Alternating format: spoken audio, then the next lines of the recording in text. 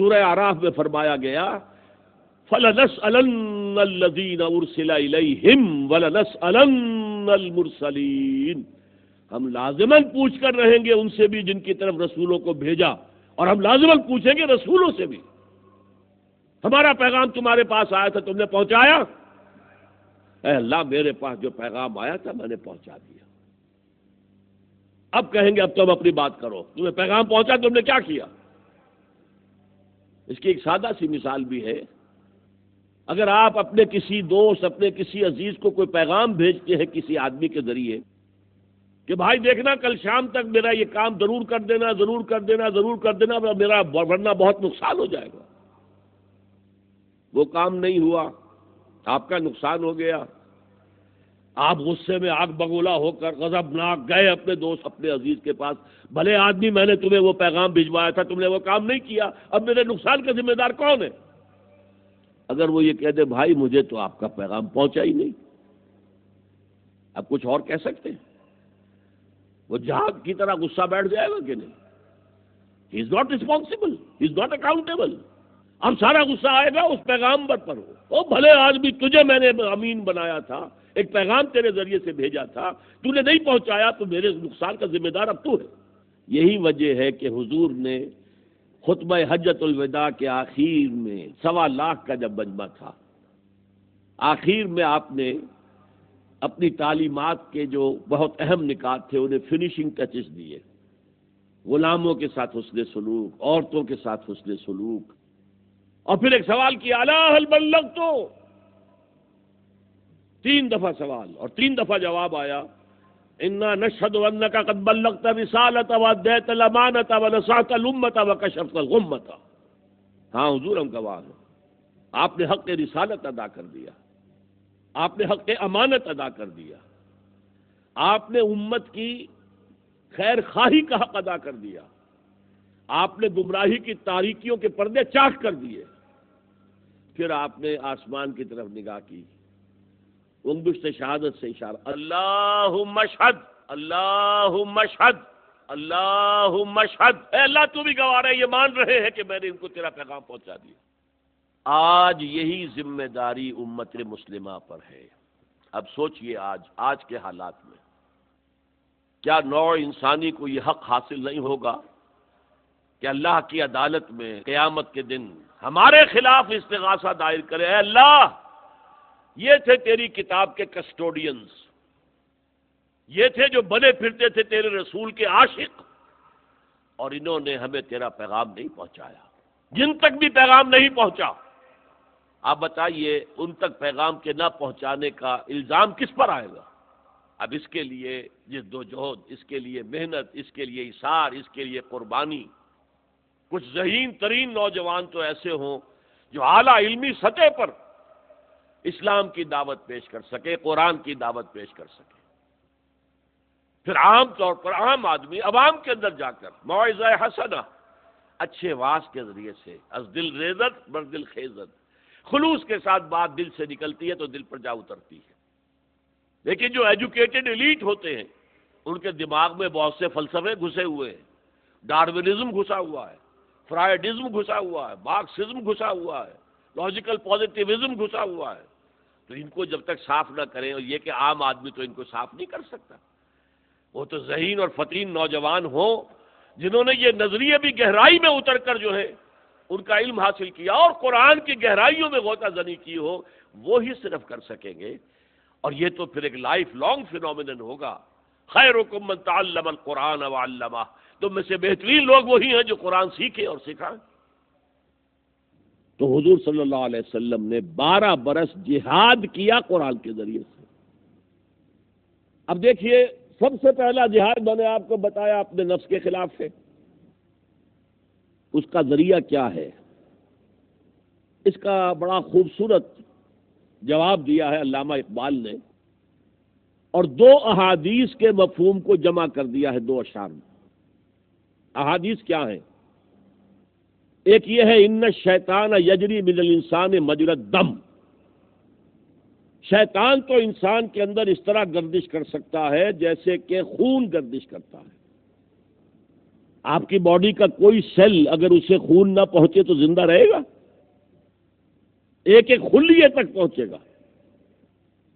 تو یجری من الانسان مجرى الدم، خون کی طرح گردش کرتا ہے. دوسری حدیث کیا ہے؟ آپ نے ایک دفعہ فرمایا ہر انسان کے ساتھ ایک شیطان ہوتا ہے. صحابہ میں سے کسی نے بڑی ہمت کی، جرأت کی، بلکہ جسارت کی، اگرچہ آج ہم ان کی اس جسارت کے اس کے لیے مشکور ہیں ان کے. انہوں نے سوال نہ کیا ہوتا تو جواب کیسے ملتا؟ انہوں نے سوال کر لیا کیا حضور آپ کے ساتھ بھی شیطان ہے؟ تھی نا جسارت. فرمایا ہاں ہے، لیکن میں نے اسے مسلمان کر لیا ہے، وہ مجھے کوئی نقصان نہیں پہنچا سکتا. اب یہ دو احادیث لیجئے اور اقبال کے دو شعر سنیے. فارسی کے ترجمہ میں کر دوں گا. کشتن ابلیس کار مشکل است، کشتن قتل کر دینا، کچھ تو خون آپ کہتے ہیں نا، کچھ تو خون ہو رہا ہے، مار دینا اور خون بہانا. کشتن ابلیس کار مشکل است، بہت مشکل کام ہے یہ. زاں کہ او گم اندر اعماق دل است، اس لیے کہ وہ تو دل کی گہرائی میں جا کے ڈیرا ڈال لیتا ہے اور وہاں سے خون کے ساتھ گردش کرتا ہے پورے وجود میں. تو کیسے ماریں گے؟ آپ کو معلوم ہے کہ کینسر کی ایک سٹیج تو وہ ہے کہ ایک جگہ پر لمیٹڈ ہے، اس وقت تک تو بڑے آرام سے آپ نے اگر تشخیص ہو گئی اس کو ریموو کر دیا سرجری سے اور آپ ٹھیک ہو گئے. لیکن اگر وہ پھیل چکا ہے، جسم کے مختلف حصوں میں جا چکا، اب کیا کریں گے؟ کہاں سے کاٹیں گے، کہاں سے نکالیں گے؟ پھر اور تھراپیز ہیں لیکن بہت تکلیف دہ. تو ہمیں تو ایسی چیز چاہیے کہ جو خود اس کے اندر، جسم کے اندر گردش کر جائے، تاکہ ہر سیل تک اگر وہ ابلیس کا اثر پہنچ رہا ہے تو اس دوا کا اثر بھی پہنچ جائے. کشتن ابلیس کار مشکل است، زاں کہ او گم اندر اعماق دل است. خوشتر آ باشد مسلمانش کنی، بہتر بات یہ اسے مسلمان بنا لو، جیسے حضور نے کہا میں نے اپنے شیطان کو مسلمان بنا لیا. اور مسلمان کیسے بنے گا؟ کشتے شمشیر قرآنش کنی، قرآن کی تلوار سے مارو اس کو. یہ قرآن وہ چیز ہے جو انسان کے وجود میں سرایت کر جائے تو خون کی طرح گردش کرے گا، پورے وجود کو کنٹرول کرے گا، پورے وجود میں تبدیلی لائے گا، انقلاب لائے گا. خوش طرح باشد مسلمان اشکنی، کشتہ شمشیر قرآن اشکنی. یہ قرآن ہے جو ایمان کو گہرا سے گہرا اور نور ایمان کو زیادہ سے زیادہ بڑھاتا چلا جائے گا. اور جیسے جیسے نور ایمان قلب کے اندر زیادہ ہوگا، پورے وجود سے نفس کی ظلمانیت نکل جائے گی. تو سب سے بڑا مزکی قرآن حکیم ہے. دیکھیے یہی وجہ ہے کہ 4 مرتبہ قرآن میں یہ مضمون آیا ہے. مسئلہ کیا ہے؟ یہ تو ہمیں معلوم ہے، بدر میں 313 مسلمان تھے، 1000 مقابلے میں آ گئے. کبھی سوچا یہ 313 کہاں سے آئے تھے، کیسے آئے تھے؟ یہ کبھی نہیں سوچا ہم نے. حضور کی 15 برس کی کمائی تھی یہ. جیسے کوئی پرندہ اپنا بناتا ہے گھونسلہ، ایک ایک تنکا لے کر آ رہا ہے، ایک ایک تنکا، ایک ایک آدمی بمشکل حضور نے حاصل کیا. میں نے بتایا تھا نا پہلے دن 1 جمع 4 5 ہو گئے. اس کے بعد بات آگے بڑھی، لیکن 10 سال نوٹ کیجئے، 10 سال. اور حضور جیسا داعی اور مبلغ 100 سوا 100 سے زیادہ آدمی نہیں آئے. تو گھبرانے کی بات کون سی ہے؟ حضرت نوح علیہ السلام کے پاس تو 950 برس میں بھی نہیں آئے. کوئی بات نہیں، اپنا فرض ادا کرنا ہے.